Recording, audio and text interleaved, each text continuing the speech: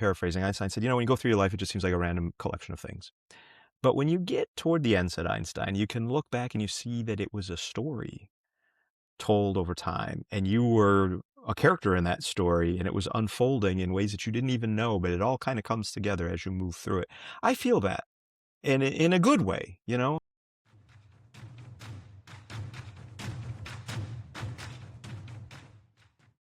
Welcome back to the Cybersecurity Mentors Podcast. On today's episode, we're joined by Ed Skoudis, just a great leader in the space. And really, for me, my first exposure with Ed was back in 2009 timeframe when I first took SANS 560.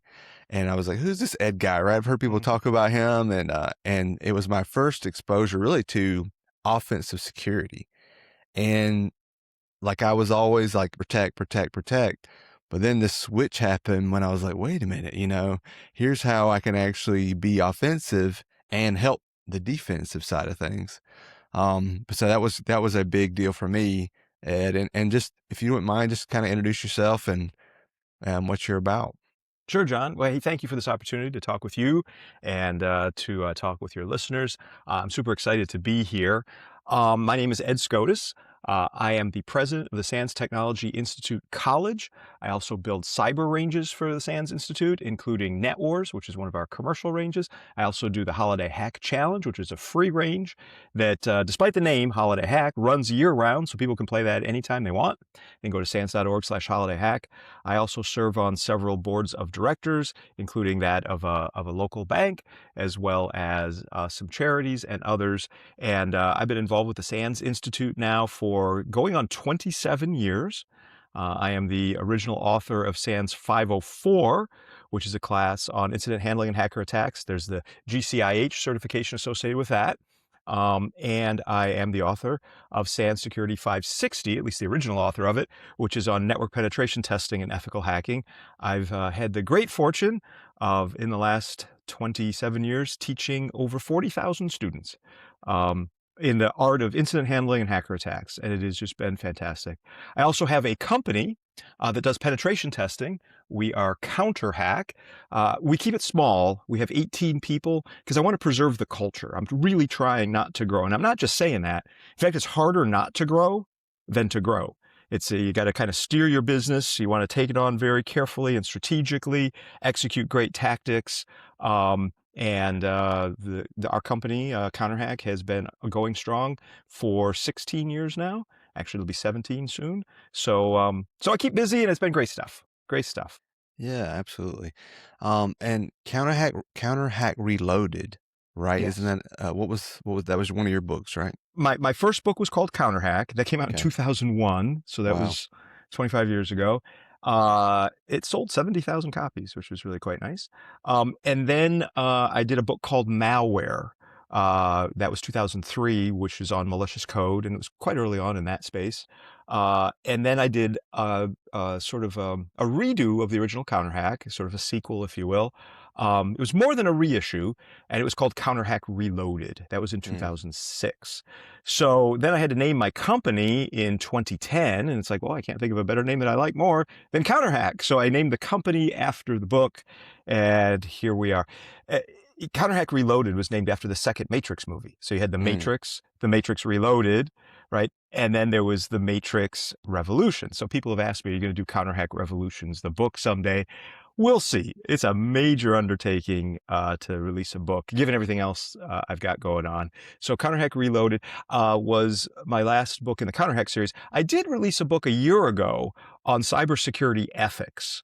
It's called The Code of Honor, and it's about 160 pages long, and it's just about how to practice cybersecurity, offense, defense, digital forensics, with an ethical framework and backing, and how to do decision-making in cybersecurity with ethics. And it's for everyone from a CISO down to a SOC analyst and everybody in between.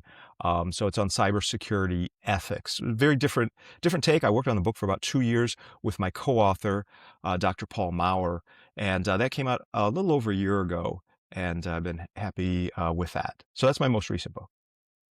Great. Yeah. And we don't have to go too deep. I'm sure you've given this story many times about how and why cybersecurity, information security, like what was a little bit of your origin story with how this Sure. happened? Yeah. So, when I was a teenager, I had a Commodore VIC-20. Some of the folks in your audience, their hearts just warmed up. Like, I remember that. Others have no idea what that even is, right? Because they're too young. Then I got a Commodore 64. I got a modem. I went online and was learning all about computers and bulletin board systems and so forth. Um, and then from there, I went to college and I studied electrical engineering. So I was actually hardware focused for my undergraduate. And then I went to grad school to study information networking because the internet was starting to become a big force. And that got me more into the software side of things. And in grad school, I started working with folks there, essentially hacking the network at Carnegie Mellon, and found some vulnerabilities, responsibly disclosed them. And then I got a job working with the phone companies. I was at Bell Communications Research. It was the part of Bell Labs that was split off to handle the regional Bell telephone companies, like Ameritech or Bell Atlantic or Bell South. And there, I worked on payphones and operator services, right? Those are technologies that we don't really have that much anymore. But that got me into seeing how fraud is committed, because there's a lot of fraud in payphones and social engineering of operators back in the day, which moved me by 1996 into cybersecurity, because the phone companies were starting to deploy their big scale IP networks, right? So they moved into the um, space of providing internet services. And I started on incident handling there. They were getting hacked, and we would help them respond to the hacks. And then they would call us and say, hey, that hack that you just dealt with at Southwestern Bell Telephone, would you mind coming into 9X and try that hack against us and see if it worked? Or, that hack that just happened against Bell South, would you try that against Bell Atlantic and see if it worked? So we learned from incident response how to apply things into the hack. And the first 10 or 15 years of my career were about doing incident response and defense, and then taking that and mapping it directly to offense. So I balanced my career super carefully between offense and defense until about 2008 or 2009, John, when I first met you. And that is when I decided I can't do both. It's too hard. There's just too much happening. So I needed to focus. And I searched my soul a bit and decided I like the offense best. It was just more fun. And I even did a presentation on it back in those days. And it might be a YouTube video of it here or there. But essentially, it was saying, just like what you said, John, in your intro, I want to help the defense, but I'm going to do that by working offensively. In pen testing, in red teaming, it was a big change in my career, and I've never looked back since then. And that's as I was writing 560, the SANS pen test course, and then I became the curriculum lead for penetration testing at SANS and so forth. So so that's kind of my origin story. And I wouldn't trade it for anything. I love the cybersecurity space. I consider myself a hacker. I will, in just a couple of weeks, be going to my 30th RSAC conference. And then this summer, I will be going to my 30th DEF CON. Wow. Which, I've had people say to me, I'm going to take this as a compliment. You could look at it the other way, but people, my gosh, you've been to 30 of them. That's wow. So I'm going to take that as they had no idea that I, looking so sprightly and young as I do, that I could have possibly gone to 30. Or they might just say you are unimaginably old, and that's why you're saying. But I'm looking past that. So Yeah. And I talk about this often, how there's a mindset shift, and I've basically done both throughout my career. Mm-hmm. I would have preferred to, if I had given the choice, mostly gone offensive, but I didn't really have that choice. I had to kind of balance both of those. But whenever you're on defense, you're on defense, right? You're getting attacked. You're waiting for the bad thing to happen. But it is a literal shift in your mindset of, okay, now I'm going to go find the bad things before the bad guys find it. And I think that's good for security professionals, especially if all you're doing is defense. because you're just it's like you're a firefighter. You're waiting for the fire to happen, Right. and something to happen to you versus you get to go happen and find and be proactive. And that has really helped me in my career, because I would sit in conferences and maybe they were primarily defensive focused. And in my mind, I'm thinking, well, this is what a bad guy would do. This is what I would do. This is how I might approach it. And a lot of people get caught in the tunnel vision of that track of like, we have very good detections. We're finding bad things, but they aren't able to switch over to the offensive mindset. And the worst things I have found in my career are because I went looking. Yes. Yeah. There were some things that I found that would never ever have an alert for. You just wouldn't be able to alert on that activity or that thing that was misconfigured, right? But unless I had switched on, hey, let's go look for interesting things, I would not have found those things. So I talk about both. I do think, it is good if you can dabble in both. It's probably good to pick one to focus on it to improve and get better at that the most. But I like being able to bounce back and forth, and I've just been fortunate in that way. I get it, and I agree. And even if you do choose offense, this is something that a good friend of mine, Tony Sager, he used to be the head of red teaming at the NSA, said to me long ago, decades ago. While we do our red team stuff to find vulnerabilities before the bad guys do, like you just said, never to lose sight of the reason the red team exists. It exists to help the blue team defend better. So you can easily lose sight of that because it gets so exciting to just attack and to view everything from an attacker's mindset. But fundamentally, if you're a really good penetration tester or you're a really good red teamer, you realize your job is to help blue get better. It's not to make fun of blue. It's not to make blue look bad. None of it. It's the opposite. It's to help lift up blue so they can do better. Purple teaming helps to achieve this when done right. So I think that's very important. I mean, there are exceptions. Like if you're in offensive operations in the military, frankly, you're not there to help the other side's blue get better. But those are exceptions that certainly we in the commercial space don't occupy, right? Right. So putting aside the military offensive operations thing, in our world, all of us are working to try to improve the defense. But I actually wrote an article about this. This was 15 years ago or so. And the thesis of this article, it's probably still online somewhere. It's a blog posting that said, at sufficiently advanced levels, there increasingly is no difference between red and blue. So the idea is, there's so many illustrations of it, but if you get really, really advanced and like say military operations, establish command and control C2 with embedded malware in the target environment, you have to defend that C2, right? And once you so-called own a system, you have to defend it or you don't own it for long. Somebody else will come in and own it underneath you, right? If you think about it, what is an EDR tool? Endpoint detect and respond tool. It lets you control that end system and look for attacks against it. It's a rootkit. It's just a rootkit, right? A rootkit, controlling the fundamentals of the operating system. We call it a rootkit when an attacker deploys it. We call it an EDR system when we deploy it, right? Yeah. But at these really advanced levels, there really isn't a whole lot of difference between attack and defend. It's all about controlling computers and who gets to do that. And that was an interesting revelation. I did several presentations on that for various military groups, as well as some civilians as well. And I like the way you framed the whole thing, John, is you choose one. Maybe it's defense, maybe it's attack, maybe it's blue, maybe it's red, but you need to be versed in the other side.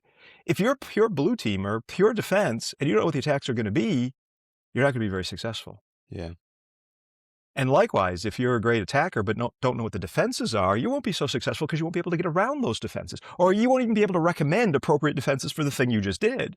So we both need to practice both sides. However, it's nice to major and then major in a given topic and then have a minor in the other side. Yeah.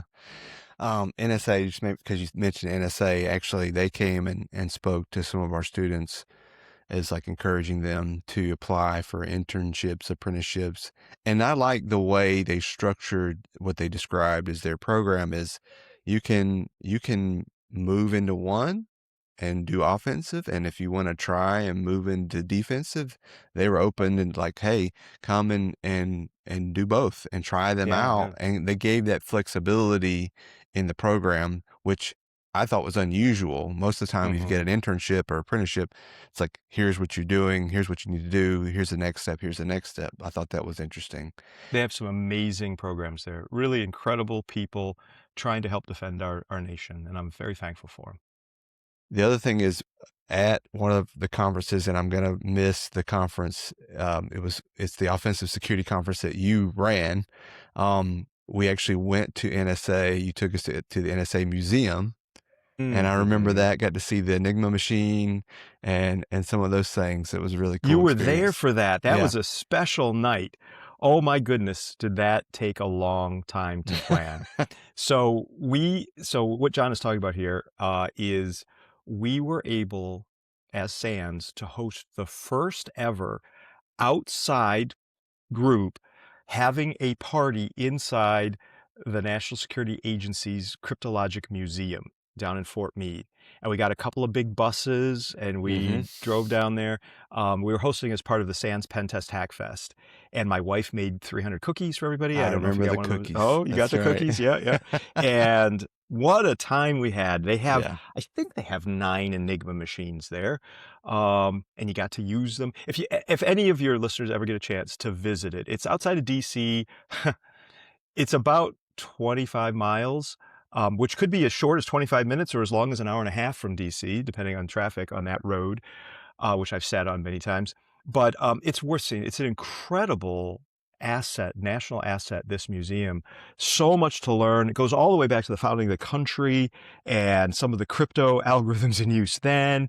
It's got some amazing stories of World War I and World War II and the Cold War. Gosh, is it a good time. Yeah. And I went there once years ago and kind of fell in love with the story of cracking the Enigma machine. And back in 2012, I was actually able to get an Enigma machine. I bought A726.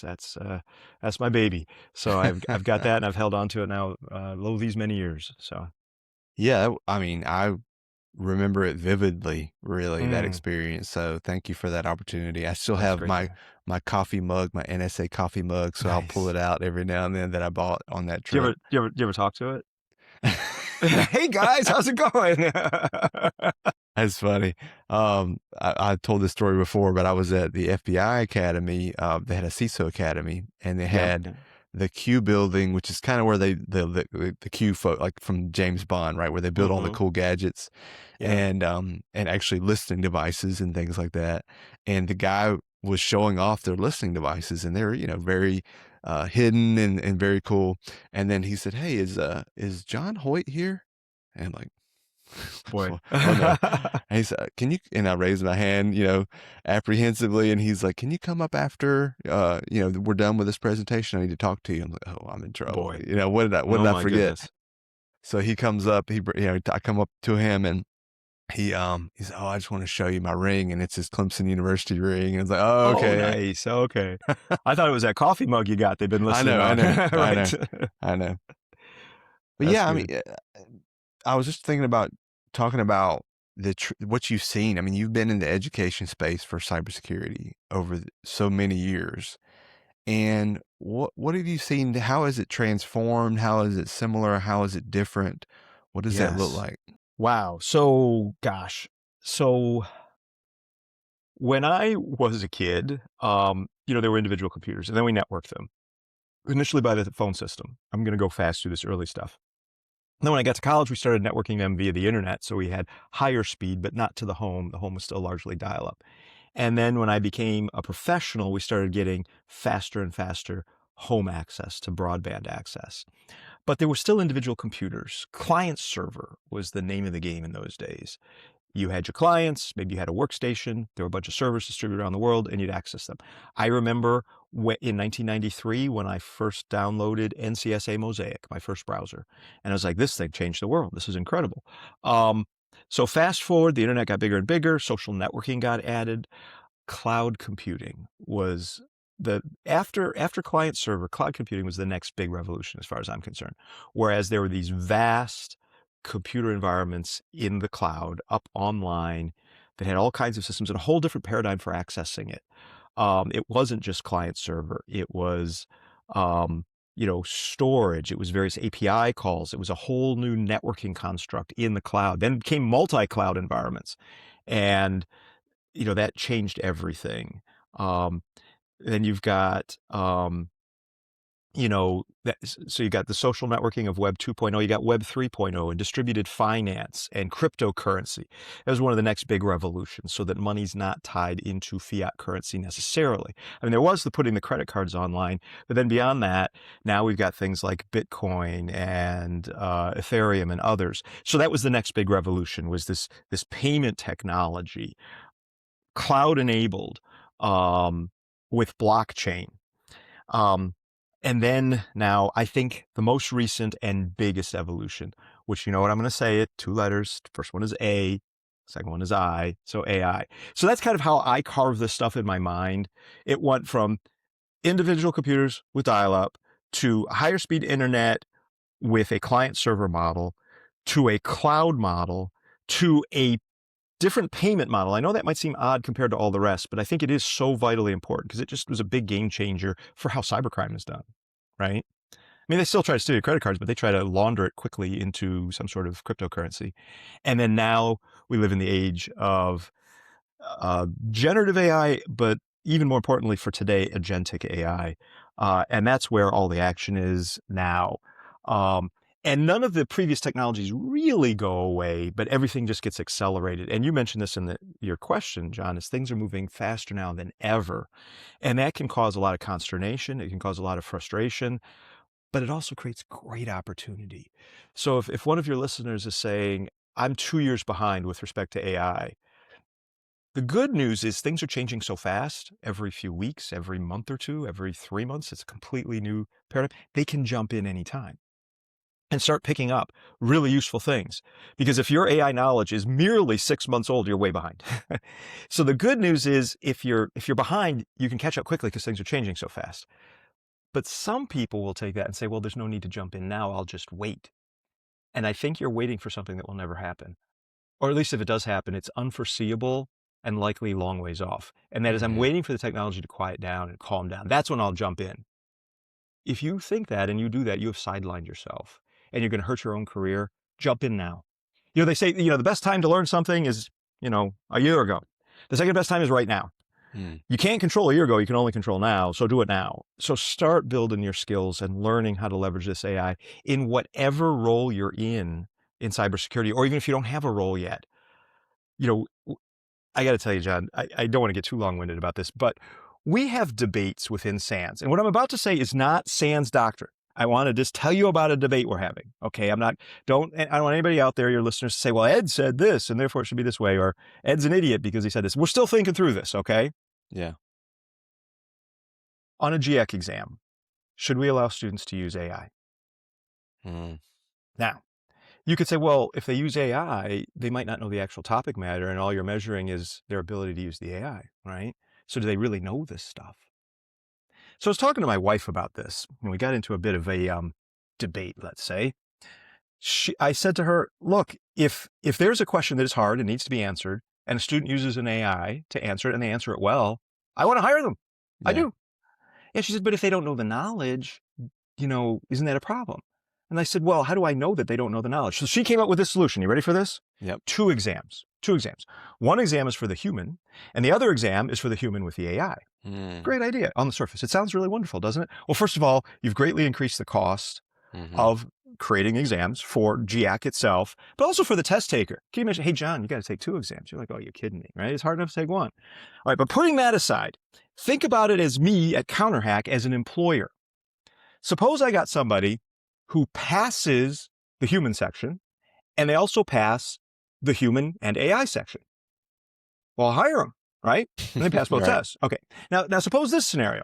You've got someone who fails both of them. Well, that's easy. You don't hire them. The much more interesting circumstance is where they pass the human test, but fail the AI test. Right. I don't hire them. They can't do the job. The job involves using an AI now, and they can't do that job. The other thing is, flip that. They fail the human test, and they pass the AI test. I might hire them if they didn't fail the human test so badly. Yeah. Maybe, probably not. But I said to my wife, I said, the point is, your human test is really doing nothing for me as a hiring manager, right? It's really the human and AI working together is what I need to see. I mean, look, you get some extra kudos if you pass the human test too, but that's not going to be the determining factor of whether I hire you or not, right? Which is a little scary and crazy to admit. Yeah. Now, that doesn't mean that Santa's going to go out and require AI or this or that. It doesn't mean that. It just means stuff that we're thinking about and talking about right now. And we're not imminently going to make a decision on that right now. Right now, GX exams still work in the fashion that they have in the past. But as the jobs change and increasingly require AI, we're talking about it. And I'm even debating it with my wife. Mm. Yeah. Yeah, I think that's great too, because it's a new day, new dawn. And for me, I worry about if you've not done this work manually, the manual way, right? How do you know when AI tells you a thing, how to vet that thing to validate that thing, right? Yes. How do you And, establish that gut feel for it? yes, So yes. know when it's being hallucinated or just wrong. Yeah, or just, well, AI told me that was true, then I guess it's true, right? Because you don't have the manual reps to back it up. So what I tell people is, yes, use AI. You need to know how to use it. But also try to build your reps in for the quote unquote manual side so that you can validate what it's telling you. Now, there's going to probably be a curve where you're like, man, this thing's been right 99 out of, 99 out of 100. And so for the most part, we don't double check it. But I'm old school. I just like knowing that I trust but verify. How can I verify that what it Yep. told me is accurate? That's a really good point. And if you think about the scenario I just gave you, so let's say that there is an exam that allows you to use AI. Well, these AI solutions are non-deterministic. They'll give you different answers Yeah. based on context window, based on news that the thing has been trained in, based on which AI it is. Yeah. So you could have two different test takers, both leveraging the same AI or maybe different AIs, and it will hallucinate for one and they'll get it wrong. And it doesn't hallucinate for the other and they pass. And you and I would say they got lucky, and you're right. Unless they had the built-in reps, like you refer to it, to know this doesn't feel right. It's hallucinogenic or it's hallucinated. I read every report my pen test team does, every single one. Just read one last weekend. And we leverage AI to help write those reports, which makes the reports better. But when I'm reading every single one, I drag my eyes across every word of every report. Some weeks I have no reports to read, which means we're not going to have any revenue coming in, no cash flow in 30 to 60 days. Other weeks I read 4 or 5 reports, which means we're going to have a good time in 30 or 60 days because we bill. I'm looking for hallucinations. And you get your sort of gut. I'm sure you've got this too, John, where you're like, this is oddly precise, or I've never heard this term before, or I didn't hear this about this idea or this site, or this just feels wrong to me.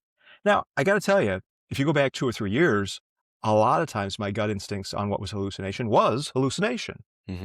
Increasingly, the problem is getting a lot better. Yeah. And I still have my, spidey sense that this doesn't feel right. And I'll circle it and say to folks, hey, did you verify this? And then sometimes I'll just start sitting there verifying. Is this right? Is it not? And I've never heard this term before. What does a term mean? Oh, it's some new, cloud weird thing that some cloud provider introduced. Oh, well, I'm learning now. So yes, you want to have that gut level instinct and enough base knowledge to tell when you're being presented hallucinations. Yeah. Otherwise you make the wrong conclusions. Yeah. Yeah. Definitely. Well, on that note, if you were going to give advice to someone that's new in this time, in this era, and they want to get into cybersecurity, I'll talk about some of the things I mentioned, but I'm very curious, like, what would you say if you could give advice? Hey, what should I focus on? How do I get started? Those kind of questions. Yeah. So, I mean, you need to learn the basics. You need to learn how computers work.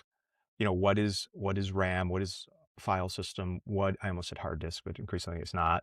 Right? It's solid state storage. What is a file system? What is CPU? What is GPU? Those basic ideas. You need to learn networking, TCP/IP. the OSI stack, which seems to have gotten itself into a lot of controversy lately because it's not really sliced up quite exactly the way it is in real life. But you need to learn what layer 1 is, the different layer 1 options. I'm talking things like Ethernet or Wi-Fi. You need to learn layer 2. Wi-Fi does extend into layer 2. What is ARP? Stuff like that. You need to get into layer 3, IP and IPv6. Layer 4, TCP versus UDP. And then layer 5 and above. You need to be able to sort those out in your mind and understand them. Then you need to get into the cloud. You need to understand how the cloud works and what are, EC2 buckets, what are various, API calls into the cloud. What does the AWS CLI, I don't want to be AWS centric. What is the AWS command line interface or Azure command line interface? What do they look like? How do they differ? What can I achieve in there? What are the security options in that? Those are all the basic blocking and tackling. And at the same time, you need to learn AI. And how can I leverage AI to properly prompt it to get good information that I can learn from, to have it do analysis of different cybersecurity problems, to be able to learn when to identify hallucinations and when not. That's just prompting. Yeah. And then there's agentic AI. What agents is it useful to me to set up to have it help me do my job on a day-to-day basis? There is so much to learn. But what I really don't want to do by listing all those things to learn is to alienate your audience and to have them say, it's too much. No, start somewhere. This is a great space and there's so many opportunities and it's very exciting. Don't let it intimidate you.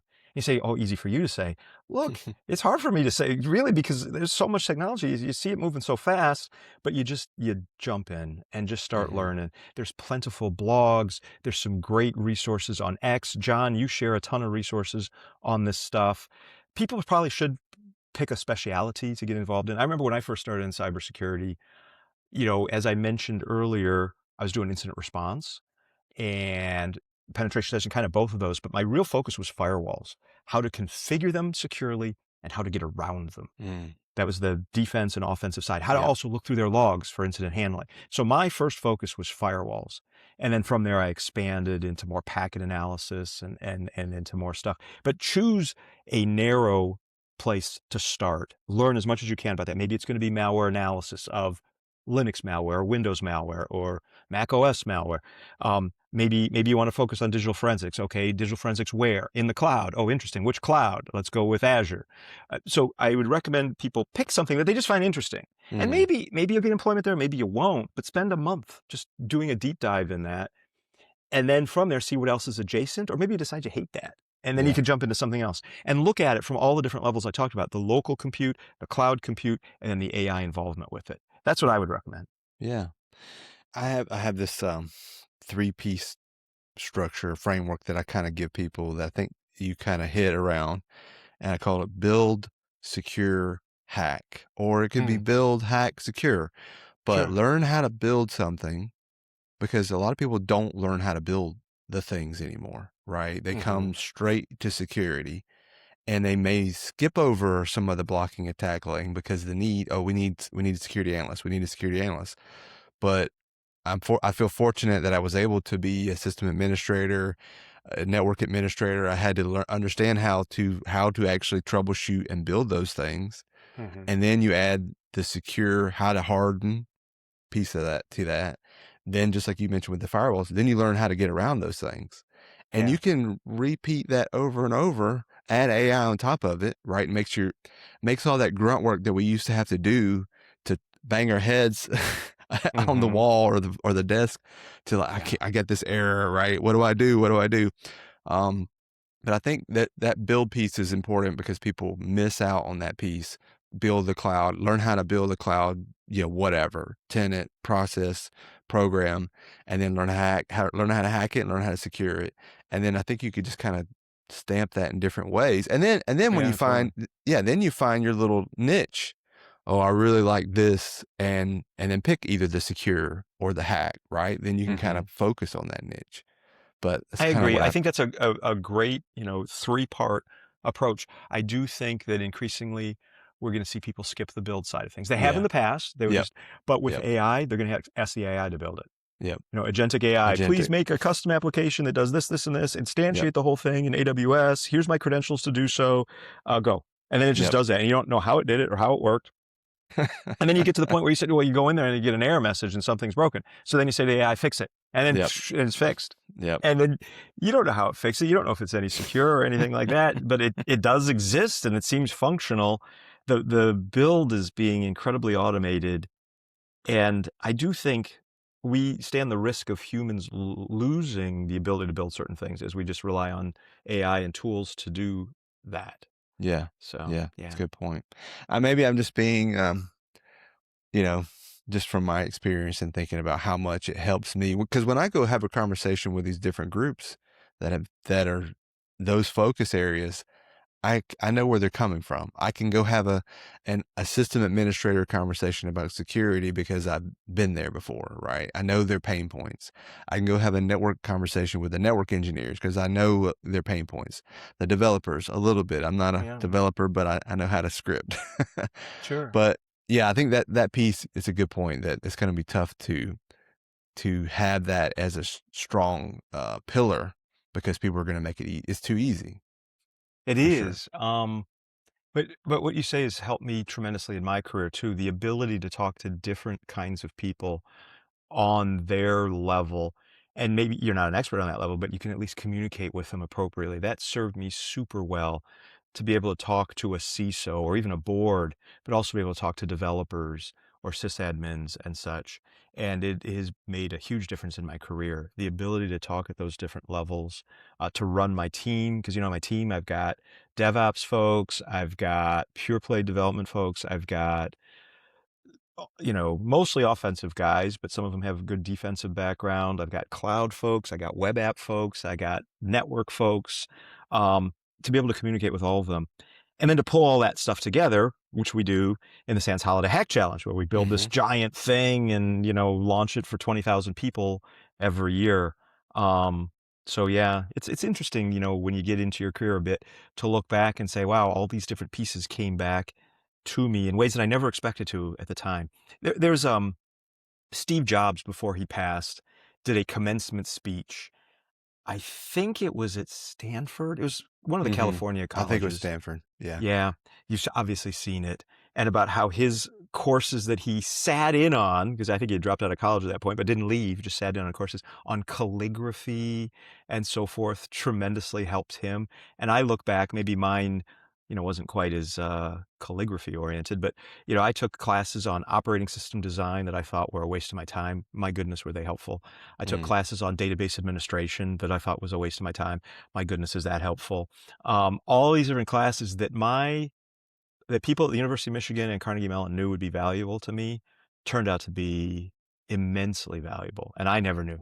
Yeah. So, but looking back, you can kind of see all that come together. Yeah. Yeah. Um, Yeah. Einstein once said, he said this toward the end of his life. Let's hope this is not toward mine, but something to the effect. I'm paraphrasing. Einstein said, when you go through your life, it just seems like a random collection of things.